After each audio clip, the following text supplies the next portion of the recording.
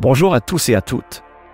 Aujourd'hui, nous vous présentons notre test de la Nike Zoom Fly 6, une chaussure de running à plaque carbone pour l'entraînement. Avec son amorti maximaliste et sa configuration dynamique, elle se positionne sur le créneau très compétitif des super chaussures comme la Saucony Endorphin Speed 4 et la Mizuno Neo Vista. Que vaut donc cette 6e édition de la Zoom Fly? Convient-elle à votre profil et à vos objectifs? C'est ce que nous allons voir dans ce test complet réalisé par Julien Guillot.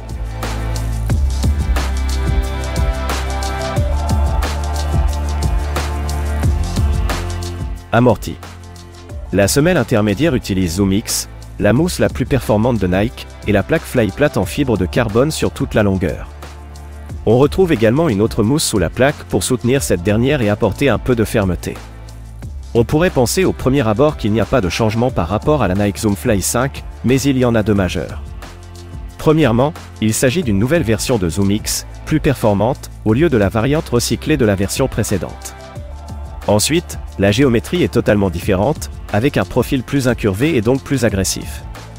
Le biseau du talon est assez fort et rappelle clairement celui de la Nike Alpha Fly 3. La combinaison entre les deux mousses et la plaque assure une sensation très équilibrée, un peu plus ferme que sur l'Alpha Fly. L'accent a clairement été mis sur la densité pour augmenter la durée de vie.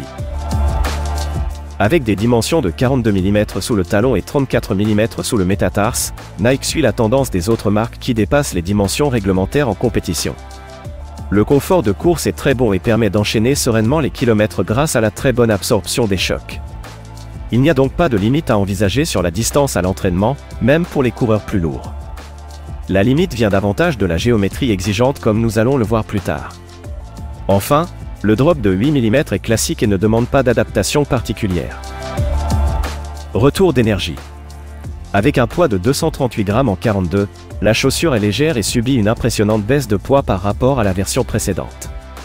L'utilisation de la version originale de ZoomX explique également le net gain de dynamisme. La géométrie plus agressive induit une bascule vers l'avant plus forte et une très bonne propulsion, digne de ce qu'on attend d'une chaussure à plaque carbone. Enfin, le profil incurvé assure des transitions fluides et rapides. Soutien et stabilité. La chaussure est pour foulée neutre et ne possède pas d'aide pour stabiliser la course. De plus, certains testeurs ont déploré un manque de stabilité en raison du profil incurvé et du fort biseau au talon, notamment les talonneurs purs. Selon Julien, la chaussure n'est peut-être pas la plus stable qui soit, mais la mousse est tout de même plus dense que sur l'Alpha Fly 3 et il n'a pas eu de soucis particuliers. Maintien du pied. Nike a revu l'empeigne pour alléger la chaussure. La tige est constituée de 2 couches de mèche tissée. Les perforations stratégiques procurent une bonne respirabilité malgré le plastique en plus. Il y a également assez de protection par temps froid. Le confort est surprenant pour une chaussure aussi légère. Les rembourrages ne sont pas sacrifiés et le chaussant est très agréable, digne de la série des Pegasus.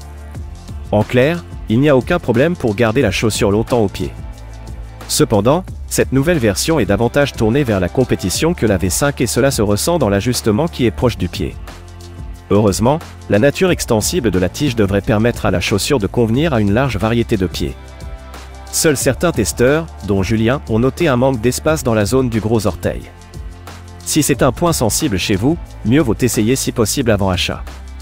Pour le reste, la chaussure taille normalement. La languette à gousset tient bien en place sur le dessus du pied. Le contrefort talon soutient bien le tendon d'Achille. Certains testeurs ont noté quelques glissements dans cette zone, mais cela n'a pas été le cas de Julien. Le système de lassage est également efficace. On valide donc un très bon verrouillage du pied. Enfin, le design est très réussi avec un coloris en hommage à Eliud Kipchoge faisant référence aux pistes et chemins en argile rouge du Kenya. Traction. Point critiqué sur la version précédente, la semelle affiche désormais une fine couche de caoutchouc dans les zones stratégiques. Cette configuration offre une meilleure traction. Même sur surface humide, l'adhérence est au rendez-vous, le risque de glisser est moindre. La grande rainure centrale assure une bonne flexibilité et laisse la plaque apparente. En bonne partenaire d'entraînement, la Nike Zoom Fly ici pourra vous accompagner sur des chemins classiques, mais pas sur les terrains techniques. Utilisation. La version 5 avait été beaucoup critiquée car trop lourde et pas assez dynamique. Nike avait certainement eu l'intention de la rendre plus accessible pour les entraînements. La marque a rectifié le tir pour cette Nike Zoom Fly 6. La mousse est plus réactive et la géométrie incurvée induit une conduite beaucoup plus agressive et dynamique. La chaussure est un très bon compromis pour un athlète qui ne souhaite pas avoir une paire spécifique pour le jour de la course.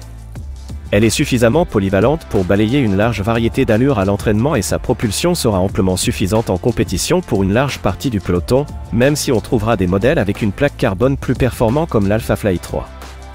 Avec une très bonne absorption des chocs, on peut également envisager toute sortie à allure modérée, du footing de récupération à la traditionnelle sortie longue. Pour les coureurs un peu plus lourds, certains testeurs notent un amorti limité, mais ce n'est pas le cas de tous. Cela dépend avant tout des préférences. Notons que le stack atteint tout de même 42 mm au talon et peu de chaussures ont plus que cela. La limitation en termes d'usage viendra davantage du côté exigeant de la chaussure qui peut ne pas convenir à tout le monde, notamment niveau stabilité. Qualité et durée de vie. La semelle extérieure est robuste et durable. Le mesh est de bonne qualité et devrait lui aussi durer. Le point d'interrogation se situe davantage au niveau de ZoomX. Julien a ainsi perçu une baisse du rebond après 100 km. Bien sûr, la chaussure reste utilisable mais c'est dommage. Néanmoins, la qualité a le mérite d'être meilleure que sur la Vaporfly et l'Alphafly. Le rapport qualité-prix est donc correct. En termes d'éco-responsabilité, comme la plupart des nouveaux modèles Nike, la Zoomfly s'inscrit dans l'initiative Move to Zero pour diminuer l'empreinte carbone de sa production. La chaussure utilise donc une part de matière recyclée, mais non précisée. Enfin, les Zoomfly 6 ne sont pas véganes. Conclusion. La Nike Zoomfly 6 est une nette amélioration par rapport à la version précédente. Sa très bonne polyvalence permet un large usage à l'entraînement tandis que sa propulsion permet d'accélérer le rythme quand le besoin s'en fait sentir. On trouvera des modèles plus spécifiques pour l'entraînement ou plus performants pour la compétition, mais cette fois l'équilibre entre les deux est clairement trouvé et la chaussure s'impose comme l'une des meilleures super chaussures aux côtés d'autres références comme la Saucony Endorphin Speed 4 et la Mizuno Neo Vista.